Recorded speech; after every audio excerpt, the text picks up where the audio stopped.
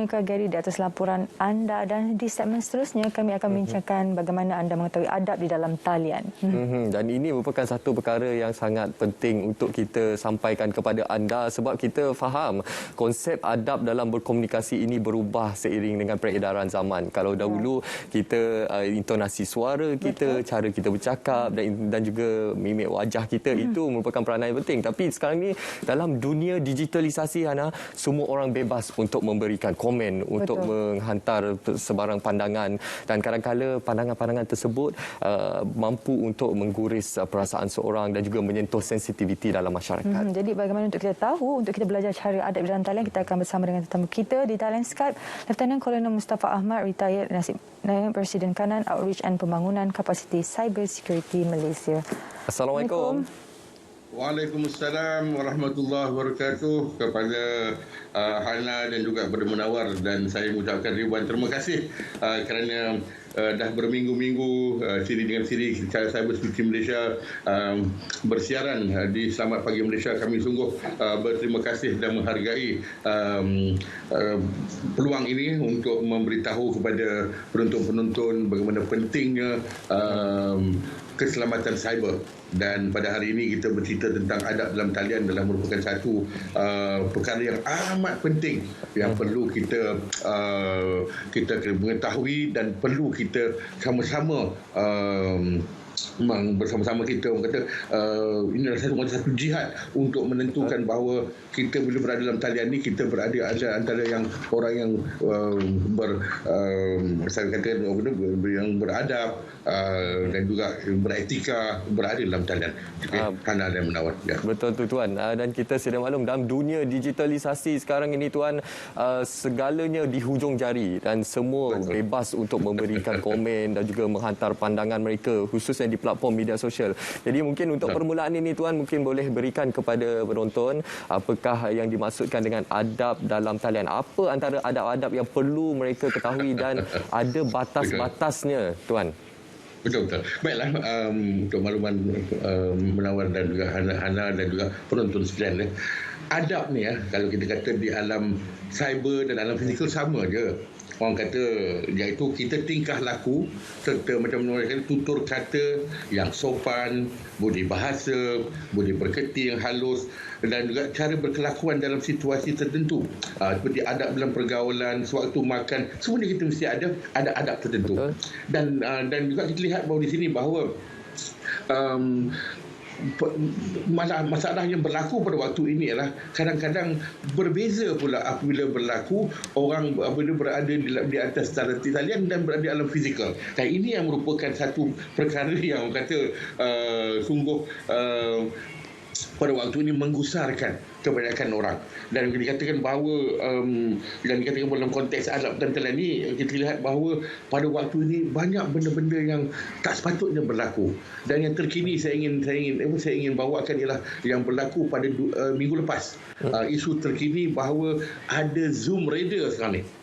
Zoom Raider apabila ada PDPR, malangnya pelajar-pelajar berkongsi link untuk bila berada dalam talian, dan ada di antara kawan-kawan mereka yang memuat naik gambar-gambar lucah, gambar-gambar semasa pelajaran dalam talian. Dan ini saya rasa adab-adab yang memang tak sepatutnya berada, dan sepatutnya kita beritahu pada anak-anak kita supaya mereka ni orang kata janganlah apabila kita berada dalam talian dan luar talian pun perlulah benda yang sama. Dan saya orang kata kita amat risau pada waktu ini sebab kadang-kadang mengapa dia akan mendisrupt, orang kata dia akan mengacau bilaukan sesuatu kelas yang sedang dijalankan, di satu aktiviti yang dijalankan kan.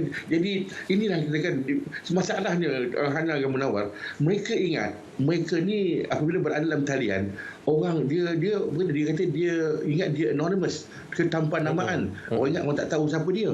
Dan juga masalahnya pula bila media sosial ni dia tidak ada kawalan berpusat, bermakna kalau kita boleh satu button ke stop dia tidak, sebab dia masing-masing kena kawal sendiri. Dan juga mereka ingat risikonya adalah rendah.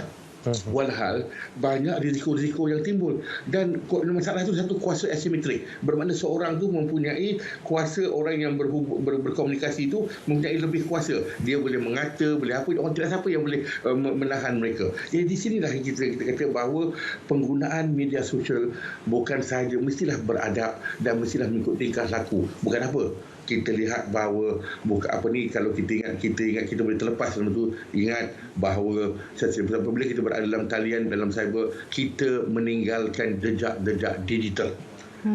Jejak digital yang mengatakan bahawa kita boleh mengetahui siapa awak, apa yang awak buat, apa awak muat naik dan apa yang awak lakukan di dalam talian. Itu yang kita kena. Jadi kita ingat, kita tidak diperhatikan. Kalau kita tak diperhatikan, tapi Allah Subhanahu Wa Taala memerhatikan apa yang kita lakukan bila talian. Ya, betul.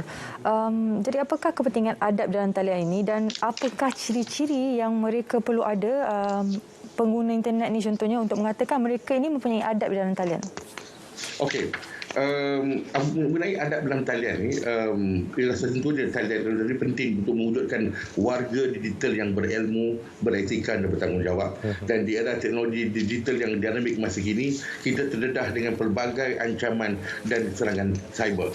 Jadi dengan adanya perkara-perkara beginilah, orang kata, yang boleh menyebabkan kalau tiada adab, people akan menjadikan huru-hara, dan orang kata the disruption. Tapi Hana dengan Munawar, saya ingin memetik apa yang telah dikupas oleh Profesor Dr. Fauzan daripada Universiti Islam Antarabangsa, bahawa dalam Al-Quran ada panduan, bukan dia kata specifically tentang bagaimana, tapi dalam Quran kita boleh mendapat mengupas daripada surah Al-Hujurat bagaimana kita nak melayari alam cyber ni. Yang pertama, dia mengatakan bahawa kita mesti mempunyai 10 nasihat yang daripada surah Al-Hujurat. Yang pertama ialah sabaru, kena sabar. Keduanya fatabayyanu, iaitu kita kena menyiasat apabila menerima maklumat. Ketiganya fa'aslihu, iaitu mendamaikan antara saudara-saudara jika ada perselisihan faham. Keempat ialah waqsitu, ataupun bertindak dengan adil. Kelima ialah la yashkhar, iaitu jangan menghina orang. Keenam wala talmizu, iaitu jangan menghina satu sama lain. Wala tanabazu, jangan panggil antara satu sama lain dengan nama samaran atau perkataan yang jelek. Istanibu khasirin min alzan, iaitu elakkan andaian negatif ataupun bersangka buruk. Yang ke-9 wala tajassasu, jangan mengintip satu sama lain, jangan stalking. Dan akhir sekali wala yaktab, iaitu jangan berkata-kata di belakang satu sama lain.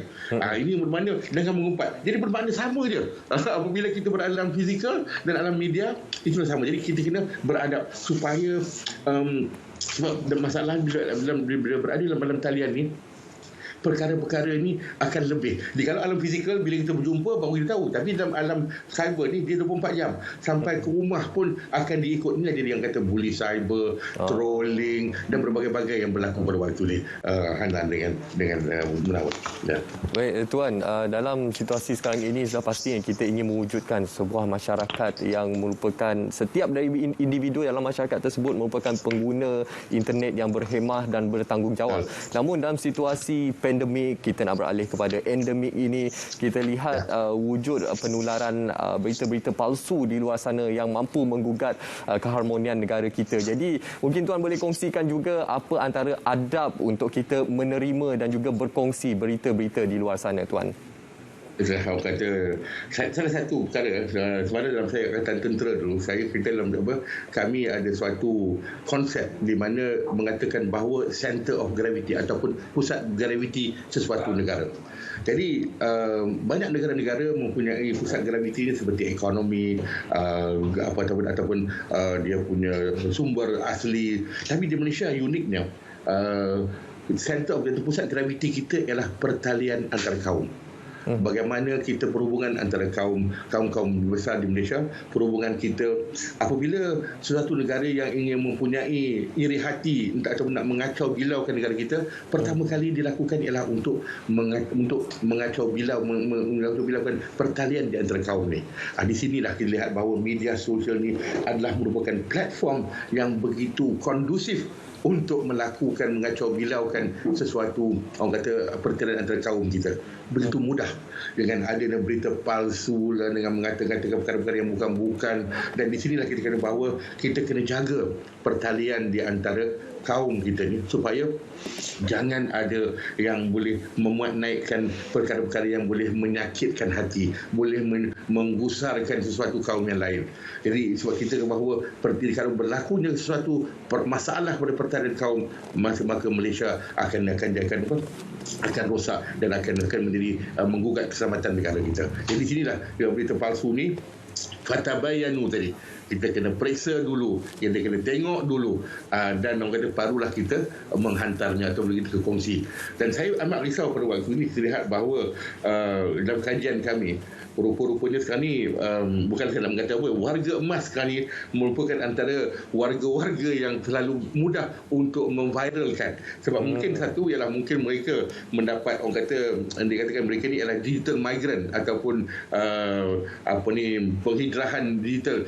Macam saya rasa Munawar dengan Hana adalah digital native, orang yang dilahirkan terus semua dah ada. Tapi kami digital migrant macam saya ni, satu benda yang dia seronok bila dapat benda-benda ni. Jadi orang kata dapat gadget apa ni, jadi dapat je berita, tak tahu dia check tu tanya. Itu yang kadang-kadang anak-anak kadang-kadang kena mengingat mak bapak di kampung-kampung, jangan jangan memviralkan perkara-perkara yang berita palsu semua tu. Kita takut bahawa kena menggusarkan komuniti dan juga menggusarkan kita punya, orang kata, di kampung semua. Jadi insyaAllah saya rasa dengan kita ni bila beradab dalam talian, saya berharap, orang kata, kita dapatlah menjadi orang-orang yang, orang kata, macam tadi yang kata yang kita mengikut rukun kelima, rukun negara, kesopanan dan kesusilaan. InsyaAllah kita dapat mencapai ini.